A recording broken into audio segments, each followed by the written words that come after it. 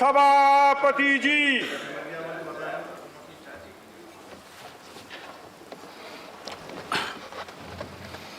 Honorable members, it will be inquired into and find out what is the reason for the short circuit and all. During the last day of the last week, there was a request by Professor Raju Gowda and also others about the 0 hour. I have gone through the rules and regulations and procedures. As we are not having a question hour, I have decided to continue 0 hour and give opportunity to as many people as possible from 11 to 12. Accordingly, members can give notices for 0 hour and they will be taken up according to the merits of the issue. Second. No more points now. No. Please. No, this is not the time. Rangobaji, I'm going to all of you. Please.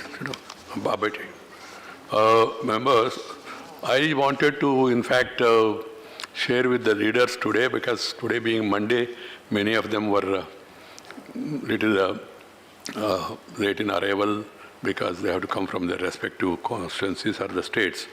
I have an observation to make. The other day, I saw and received a letter from 15 members of Rajya Sabha belonging to 14 parties with their signatures addressed me a letter on July 25th, 2019, conveying what they called their anguish and concern over the passing of bills without scrutiny by either Parliamentary Standing Committee or Select Committees.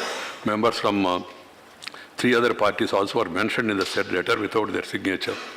The contents of this letter has been widely reported and highlighted in both the print and electronic media, thereby sending a message that Parliament is not making laws in the proper way that is expected of it.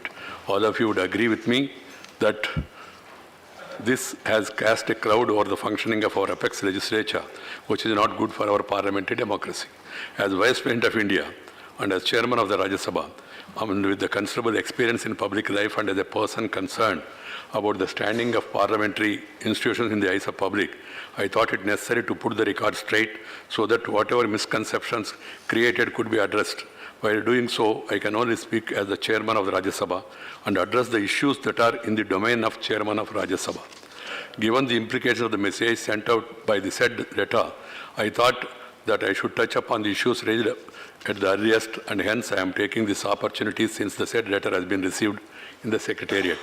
While 4 broad issues were raised in the said letter, there are 2 issues which are not clear with regard to the domain in which they fall. About the remaining 2 issues that directly concern our House, I will certainly clarify the position in clear terms. Firstly, the honourable members in their letter have quoted some statistics about the number of bills referred and not referred to scrutiny, either by the department-related Parliamentary Standing Committee or Select Committee in the time of 14th, 15th, 16th and present Lok Sabha. If their complaint is that bills first introduced in this Lok Sabha sessions were not referred to Parliamentary Committee for scrutiny, that is not certainly in my domain as the Chairman of the Rajya Sabha. So I am not in a position to respond to this complaint, and I feel that this complaint, if any, has been addressed to a wrong person. Second complaint relates to what they called the number of 30 long sittings of Lok Sabha till the last week during its first session since the general elections this year as against number of such sittings in the past. I am a little surprised again as to why the complaint referred to this issue to the Chairman of Rajya Sabha. I would have expected them to take objections, if any, to the members of to number of sessions of Rajya Sabha soon after the general elections this year. But how can I question their wisdom in doing so? I fail to understand how complaints can describe such longer sessions and passing a good number of bills during that period as dubious record, since Parliament's core functions include legislation for socio-economic transformation of the country. However, since a broad message has gone about hurried legislation by the Parliament, of which Rajya Sabha is an important constituent, as its chairman, I would like to clarify factual position regarding scrutiny of bills introduced in the upper house. You are all aware the procedure regarding referring to bills to a Parliamentary Standing Committee for detailed scrutiny. Briefly, the presiding officer of either House of Parliament, wherein a bill is first introduced, can refer a bill to the Standing Committee for such scrutiny. It is not done. The House of Parliament, which a bill is transmitted after passage by the other House, can collectively decide to refer such bill to select committee of that house. If the house so desires, it is important to note that it is for the house to decide on referring a bill to select committee or not. It's not its presiding officer, the house. As the chairman of Rajya Sabha, I can only speak for the last 2 years. I have presided over the Rajya Sabha as far as referring the bills to parliamentary committees for detailed scrutiny is concerned, because they referred 13th, 14th, 15th, 16th Lok Sabha. That includes Rajya Sabha also automatically. I am there only for last 2 years. During the last 5 sessions, I don't know whether they have addressed similar letters to the then chairman also. I have no information. During the last 5 sessions that I have presided, that is 244th to 248 sessions, 10 bills have been first introduced by the government in Rajya Sabha. I am happy to inform you that as chairman of this August House, I have referred 8 of these 10 bills to the respective department-related standing committees, though it is not mandatory to do so. It is advisable at times, that is the wish of the members also. The other 2 bills were not so referred, related to inclusion of some more groups in category of scheduled tribes, as they do not warrant a detailed scrutiny by standing committee. And I am just reminding the members that those 2 bills, without discussion, unanimously were approved by the House with the consent of all of you. So there is no justification in sending them. The Motor Vehicle Amendment Bill, as received from the Lok Sabha after detailed scrutiny by the concerned standing committee and passage by other House, was again referred to Select Committee of Rajya Sabha. I hope that all would agree such a record would justify the allegation, if it is so intended, that Rajya Sabha is a party to hurried legislation. That committee, standing committee approval, then select committee approval, still the Motor Vehicle Amendment Bill is yet to be passed, and it's before us. During the current 249th session of Rajya Sabha, 4 bills have been so far introduced, first in Rajya Sabha. Of these, 3 bills have been taken up for consideration passed. These 3 bills could not be referred to standing committee because they are still to be constituted. The standing committees are yet to be constituted. The opposition insisted on only one, that is RTI bill, to be referred to the Select Committee of the House. They have got every right to, any member or members have got every right to demand and suggest or move amendment for reference of any bill to a select committee.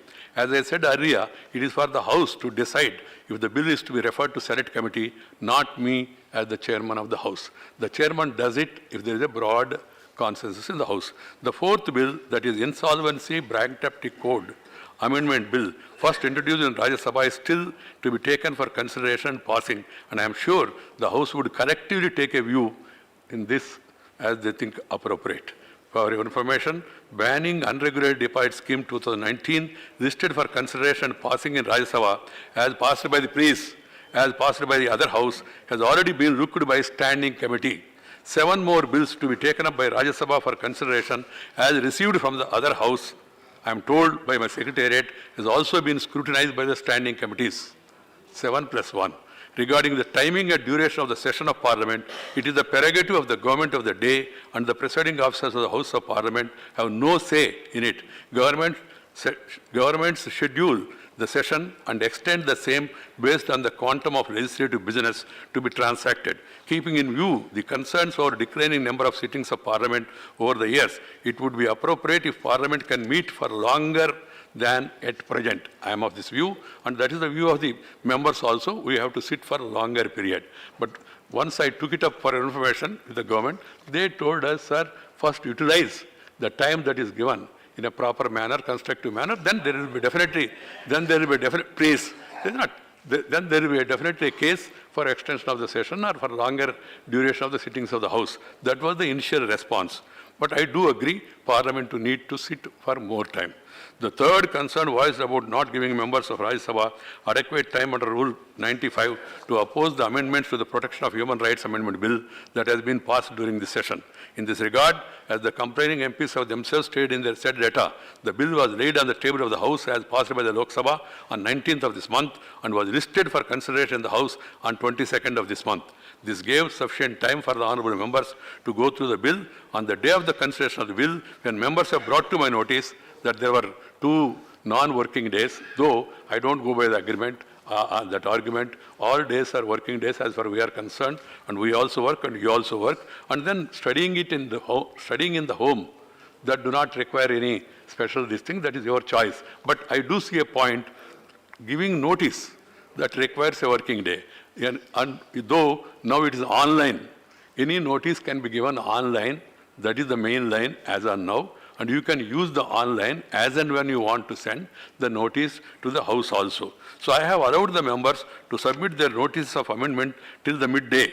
Rules of business of the House do permit the chairman to accord waiver for both the government and the opposition, and that's what I did. There has been no violation of any rule in this regard. Such a waiver, however, is given very sparingly by the chairman within the provisions of the rule of the House. I am aware of it. The fourth and important complaint is about alleged smothering of the voice of the opposition in the Rajya Sabha. In support of this allegation, some honorable members have raised their data, inadequacy of short duration discussion in the House. In support of this complaint, the members have referred to what they called long-standing convention of having one such short duration every week.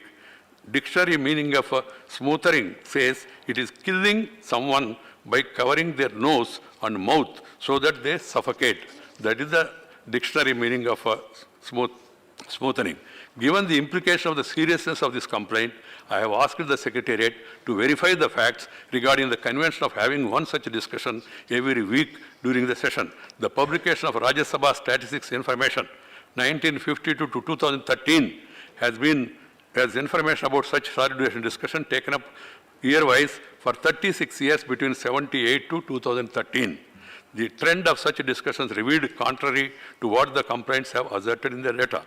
For 16 of these 36 years, Rajya Sabha took up short duration discussion in the range of 1 to 5 in a year.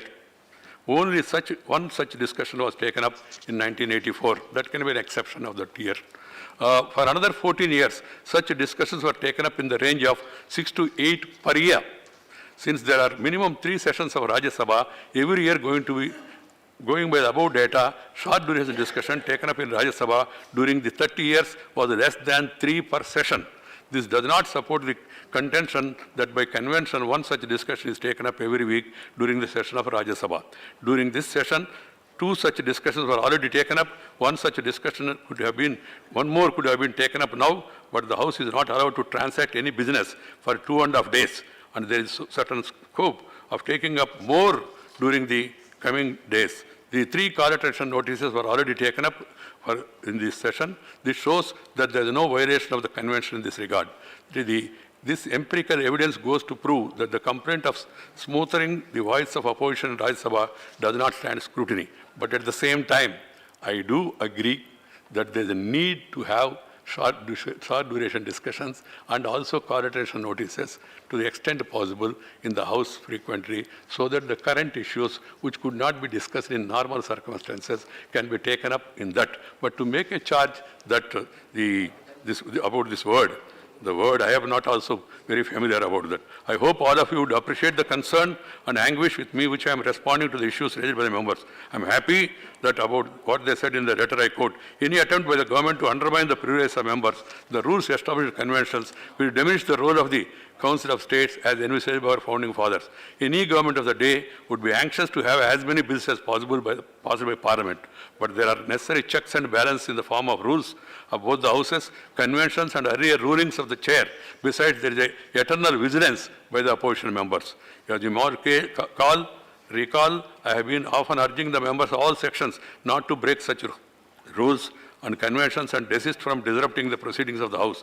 During the discussion on the RTI bill in the House last week, ignoring the rules and conventions, some sections of the House insisted on voting first, resulting in prolonged pandemonium in the House. This could have been clearly avoided. On the last day of the previous session, I presented a report to the people of the country about the functioning of Rajya Sabha 2014 and 19. I have given the details. 40% of the valuable time has been lost due to disruptions in the upper house. And so that lesser number of bills other than the houses during the period. Which rules and conventions justify dysfunctional legislatures? Under which rules Rajya Sabha, some section of the House can rush to the well of the House and tear and throw papers at the chair at times and against others also sometimes? Under which rules these members are granted the privilege of disrupting the proceedings? This is not to find fault with anybody. I appeal to all sections of the House to see that decency and decorum is maintained, House is allowed to function in a normal way so that we can have maximum of time available for discussion, decision and also for debate. This is my appeal to all of you. So it's corrective introspection of both sides. Corrective introspection and reflection so that the House of Elders can function as envisaged by founding fathers. Proposing legislations is in the domain of executive and ensuring effective scrutiny of such proposals is the right and responsibility of the opposition. This should be ensured in a harmonious manner by taking each other's concerns on board. I can assure you as the chairman of the House, I will not allow any effort from anybody to undermine the rights of the privileges of the members. I followed this dictum during the last 2 years as it borne out of the facts I have stated earlier and will continue to do so in future. You can be rest assured. With regard to scrutiny of bills by parliamentary committee, there is perhaps a need for codification of guidelines that could make the road much clearer. Anyhow, we have asked a rules committee to examine this and come with suggestions. They have come with suggestions. We will be meeting shortly to discuss all those. All this is just for information because the entire country, a news has gone widespread and I thought it is my duty as the chairman to clarify the situation. Now, Sri Ram Gopal Yadav, 1 second. 1 second. I have not allowed the notice, but just... कभी बहुत असाधारण परिस्थितियां हो जाती हैं और जनमानस में जब बहुत असंतोष होता है तो नियमों से हटकर भी बात को उठाना पड़ जाता है।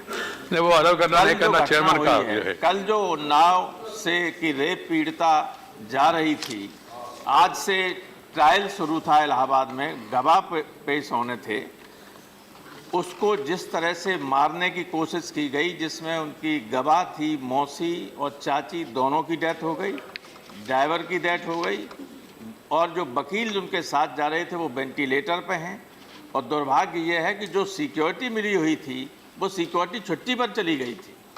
जिस ट्रक ने टक्कर मारा उसके आगे और पीछे की जो नंबर प्लेट्स थी उन पर ग्रीस लगी हुई थी। प्रश्न ये है कि इस मामले में सर जब रेप पीड़िता के पिता गए थे पुलिस में रिपोर्ट कराने कहने के लिए तो उनकी इतनी पुलिस ने पिटाई की कि उनकी डेथ हो गई। फिर लड़की को मुख्यमंत्री के आवास पर जाना पड़ा। मुख्यमंत्री के आवास पर आत्मदाह की जब उसने कोशिश की तब मुख्यमंत्री के आदेश पर जांच हुई। You have brought to the notice of the House. सुनिए साहब, I suggest there is no discussion. There is no discussion. We are in due hour. We are in due hour. There is no discussion. This is the Home Minister will take note of the same. The Home Minister will take note of the same. Sri Viswambara Prasad Nishad. Sri Viswambara Prasad Nishad. Demand for uniform SC/ST certificates in all states. Viswambara Prasad. Viswambara Prasad. Please wait, Jai. It's a due hour. I have, as a special case, I have allowed him to mention. He has mentioned it. It will go on record. The Home Minister will take note of the same. Sri Viswambara Prasad. Rangopal ji, मैंने आपको मौका दिया, आपने बोला please बैठ जाइए please कृपया बैठ जाइए, प्लीज कृपया बैठ जाइए। I have not allowed 269, 7. I have allowed Ram Gopal ji because the matter which he mentioned is serious. That's why it has gone on record. तो होम मिनिस्टर को मैंने already बता दिया, home minister will take note of it. बैठ जाइए please, nothing shall go on record. Nothing shall go on record, please. बैठ जाइए, please बैठ जाइए, कृपया बैठ जाइए, प्लीज। आप सब लोग अनुभवी हैं। It is a state issue. It is a state issue, but still I allowed it because of the seriousness of a woman and what has happened after CBI inquiry. And Ram Gopal ji has highlighted that has gone on record. Please understand true justice. If you don't want to hear further, then I leave it to your collective wisdom. Please बैठ जाइए. I have already told the government to take note of the same. He has made out the issue. बैठ जाइए. Others also can associate. Please बैठ जाइए. Nothing else will go on record. Nothing else will go on record.